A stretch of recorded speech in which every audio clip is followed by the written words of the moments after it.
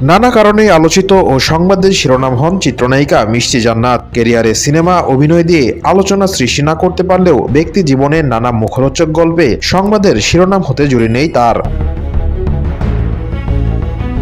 সম্প্রতি এক সাক্ষাৎকারে এই অভিনেত্রী দাবি করলেন, প্রযোজকরা বিভিন্ন সময় তাকে প্রেমের প্রস্তাব দিয়েছেন। সরাসরি বাজে কোনো প্রস্তাব না দিলেও বিভিন্ন লোভনীয় অফার দেখিয়েছেন।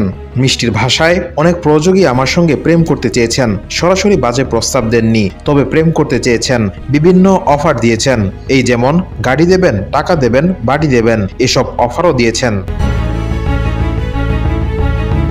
এ সময় একটি অভিজ্ঞতার গল্প শেয়ার করে এই নায়িকা বলেন, একজন প্রযোজক আমাকে একটি গাড়ি উপহার দিতে চেয়েছিল, মার্সিডিজ বেঞ্জ। সেটার মূল্য আনুমানিক 1,25 থেকে 26 লক্ষ টাকা হবে। এর আগে এক সাক্ষাৎকারে সিনেমা জগৎ নিয়ে খানিকটা তিক্ত অভিজ্ঞতাও শেয়ার করেন মিষ্টি জান্নাত। নায়িকার কথায়, মিডিয়াতে প্রডিউসাররা মনে করেন নায়িকাকে যা বলবে তাই শুনবে। পরে যখন আমার সিনেমা অলমোস্ট শেষ, সে সময় উনি ডেকেছিলেন আমাকে, রুম নক করেছিলেন রাতের বেলা, আমি তো আর যাইনি। পরে তিনি আমার সঙ্গে খুব বাজে বিহেভ করে, যা স্মরণীয় হয়ে থাকবে।